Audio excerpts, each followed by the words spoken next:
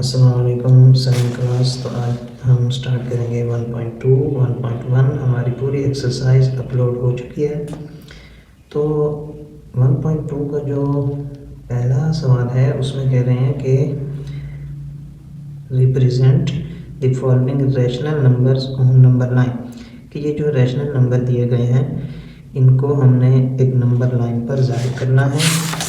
इसका जो first question है उसमें हमारे पास 8 पार्ट हैं, जबकि क्वेश्चन नंबर 2 के हमारे पास 2 पार्ट हैं और हर पार्ट में मज़ीद जो सवाल हैं 1 2 3 4 पार्ट हैं इनके भी।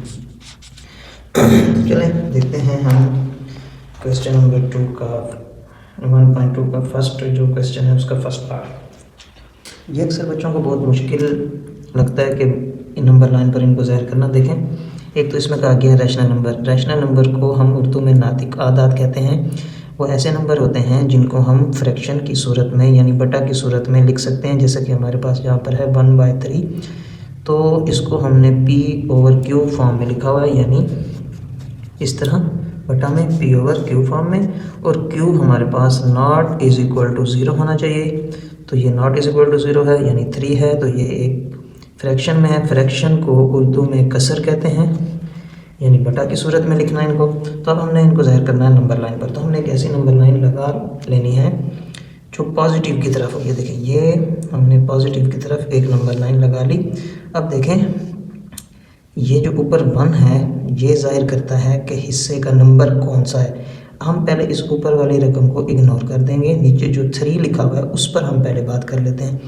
इस 3 का मतलब है कि हर पार्ट के, ये देखें 0 से 1 तक एक पार्ट एक हिस्सा, फिर 1 से 2 तक दूसरा हिस्सा, ठीक है, यहाँ तक 2 तक दूसरा हिस्सा।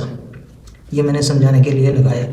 अच्छा, अब ये 3 है, 3 का मतलब है हर पार्ट के 3 हिस्से करने हैं, यानी कि पार्टीशन करनी है। तो देखें 0 से 1 तक अगर हम ये 3 हिस्से करना चाहें तो हम कट लगाएंगे 2, 1 और ये 2, ठीक है। तो ये हमारे पास कितने हिस्से हो गए, गिने, 0 से यहाँ तक एक हिस्सा, फिर यहाँ से यहाँ तक दूसरा हिस्सा, और फिर यहाँ से यहाँ तक तीसरा हिस्सा। 1 2 3 हमारे पास इसके पार्ट्स बन गए हैं।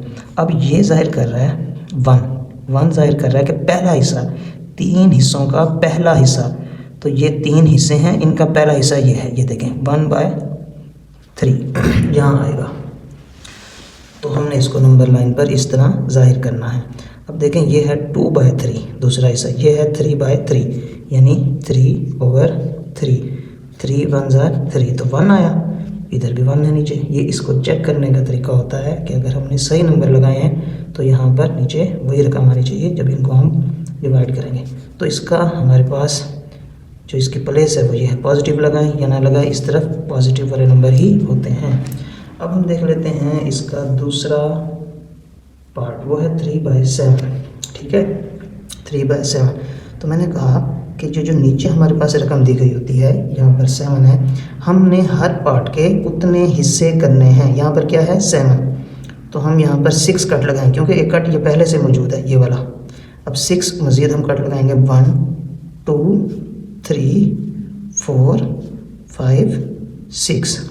आपने ये वाले इनके जो पार्टीशन करनी है पर ये सेम गैप में लगाने हैं, सेम डिस्टेंस पे हैं। अब गिन लें, 7 है, 1 2 3 4 5 6 7। तो ये हमने 7 हिस्से बना लिए इसको देखते हुए। अब तीसरे हिस्से की बात हो रही है, ये पहला, ये दूसरा और ये तीसरा। यहाँ हम लिख देंगे 3/7, यही हमारा आंसर है। अब हम देख लेते हैं इसका थर्ड पार्ट। तो थर्ड पार्ट में है -3/5। तो अब माइनस में है तो माइनस में हम लेफ़्ट साइड की तरफ नंबर्स को लगाएंगे। तो इसके नीचे है यहाँ पर 5, तो 0 से 1 तक अपने 5 पार्ट बनाने हैं, और इधर हमारे पास कट लगेंगे 4 1 2 3 और ये 4, गिने 1 2 3 4 5। तो 5 पार्ट्स इसके नीचे बन गए। अब हमने -3 तक जाना है। पहला -1/5, -2/5, दूसरा -3/5, यहाँ आएगा -3/5, ये -4/5, ये -5/5, 5 1 5, माइनस को 1 यार चेक करने के लिए बता रहा हूँ। तो यहाँ इसका बनेगा -3/5। अब देख लेते हैं 5/3। अब देखें जो पहले हमने सवाल किए हैं उसमें ऊपर वाली रकम छोटी है, नीचे वाली रकम बड़ी है। ऐसी को हम कहते हैं, ऐसी फ्रैक्शन को हम कहते हैं प्रॉपर फ्रैक्शन यानी वाजिब कसर। इसमें हमने एक चीज़ के 3 हिस्से करने हैं। इधर हमने एक चीज़ के 7 हिस्से करने थे, तीसरे हिस्से तक जाना था। इधर भी हमने एक चीज़ के 5 हिस्से करने हैं, तीसरे तक जाना है। अब ये वाली रकम जो है ये 5/3 ये इम्प्रॉपर फ्रैक्शन है यानी गैर वाजिब है, गैर वाजिब कसर है। तो 5/3 यानी कि हर पार्ट के हमने 3 से करने हैं, 3 पार्ट। तो ये मैं समझाने के लिए बता रहा हूँ, आप यहाँ पर चाहे लगाएं तो या ना लगाएं। 1 2 3, तो ये कितने पार्ट हो गए? 3। हमने इस 3 को देख के हर एक के 3 पार्ट बनाने हैं। अब दूसरे में 1 और ये 2, 1 2 3, इसमें भी कितने पार्ट्स बन गए? 3 पार्ट्स। तो हमारे पास यहाँ है 5, ये देखें 1/3, 2/3, ये हो जाएगा 3/3, 3/3 लिखें, 3 1 3 1 आया, जबकि हमने 5 तक जाना है। तो ये है 4/3, ये है 5/3। यहाँ पे हमारा आता है 5/3 और ये आ जाएगा 6/3, तो 3 2 6, तो ये 2 आ गया। तो अब हम देख लेते हैं इसका पार्ट नंबर 5। पार्ट नंबर 5 में 5/8, तो हर एक हिस्से के 8 हिस्से करने हैं। तो अब हमें 7 कट लगाने हैं, 1 2 3 4 5 6 और ये 7, गिने 1 2 3 4 5 6 7 8 इसके पार्ट बन गए, पार्ट्स ये। अब 5वें हिस्से पे हमने इसको मेंशन करना है, 1 2 3 4 5। तो ये है हमारे पास 5/8 की प्लेस। तो यही हमारा इसका आंसर है। अब हम देख लेते हैं 3/10 को। तो 3/10 में हमने 10 हिस्से करने हैं हर एक हिस्से के। इसमें 9 कट लगेंगे, 1 2 3 4 5 6 7 8 और ये 9। हिस्से कितने हो गए? 10। 1 2 3 4 5 6 7 8 9 10। तो तीसरा हिस्सा हमने देखना है, 1 2 ये 3, ये 3/10। ये 10 ज़ाहिर करता है टोटल हिस्सों को और 3 ज़ाहिर करता है हिस्से का नंबर, पहला दूसरा तीसरा, ये तीसरा नंबर है यहाँ पे। तो अब हम इसका पार्ट नंबर 7 देख लेते हैं। तो इसका पार्ट नंबर 7 है -2 होल 1/2। तो मैं इसको आपको, ये इस वक्त हमारे पास मिक्स्ड फ्रैक्शन में दिया गया है। अब देखें 2 2 4, 4 और 1 5, ये बन जाएगा 5/2 माइनस में, ठीक है, माइनस में। तो इसमें हम पहले तो ये देख लें कि 2 हमने हर पार्ट में 2 हर हिस्से के 2 मज़ीद हिस्से करने हैं। तो 0 से 1 तक ये कट लगाया, 2 हिस्से हो गए, 1 से 2 तक ये 2 पार्ट्स बन गए इसके। अब 2 से 3 तक भी 2 पार्ट्स इसके बन गए। अगर हम इसके लिहाज से देखें, सवाल के लिहाज से, तो ये -2, ये वाला -2 आ गया। और 1/2 का मतलब है कि 2 हिस्सों का पहला हिस्सा, 2 हिस्सों का पहला हिस्सा, ये पहला हिस्सा है, ये दूसरा हिस्सा है, क्योंकि 2 हिस्से हैं ना। तो हम इसको भी लिख सकते हैं, इसको भी लिख सकते हैं, एक ही बात है। देखें 0 से 1 तक, देखें 1/2 यहाँ आएगा, यहाँ 2/2, यहाँ 3/2, यहाँ -4/2, यहाँ -5/2।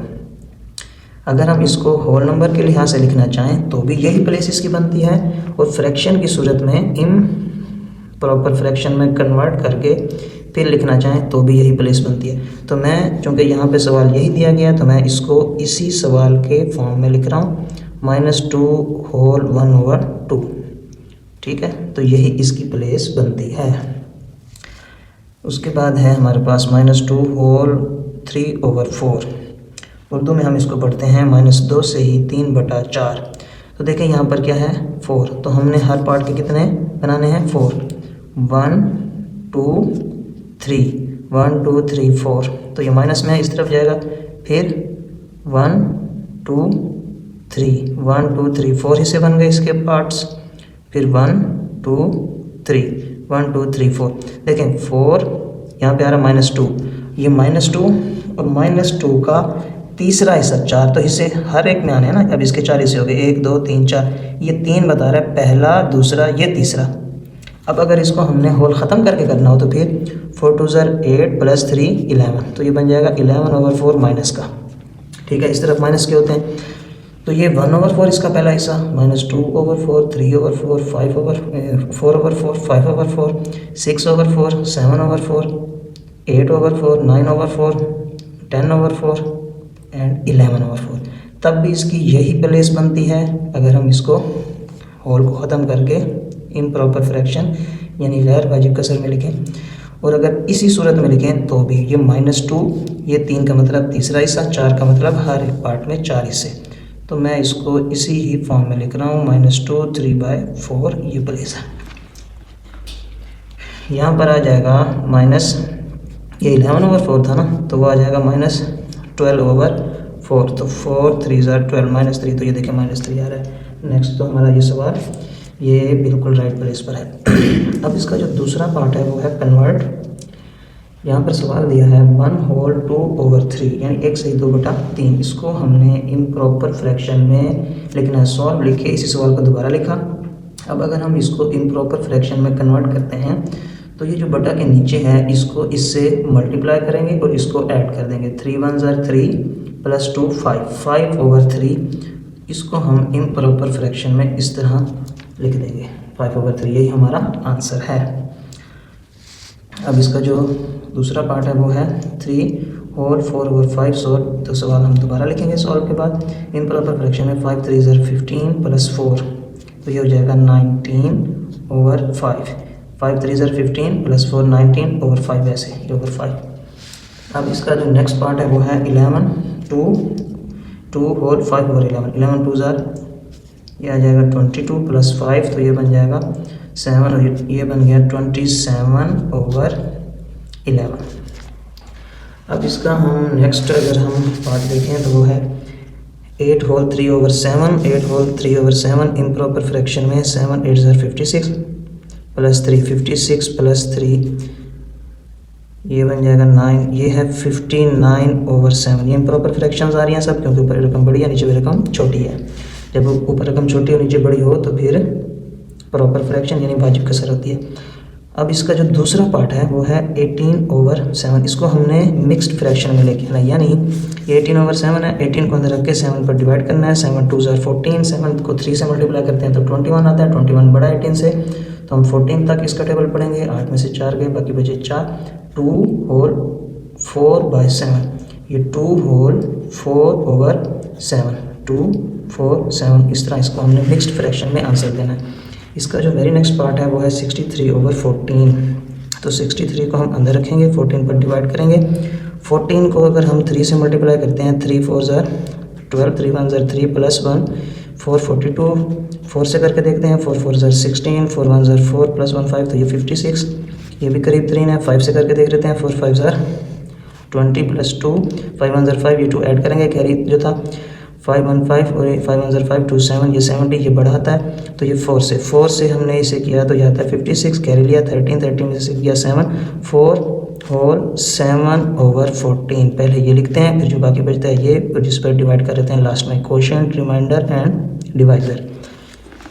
अब हम इसका देख लेते हैं पार्ट 2 का सेकेंड लास्ट, वो है 43/13। इसको अगर हम मिक्स्ड फ्रैक्शन में लिखना चाहें तो 43 को 13 पर डिवाइड करेंगे।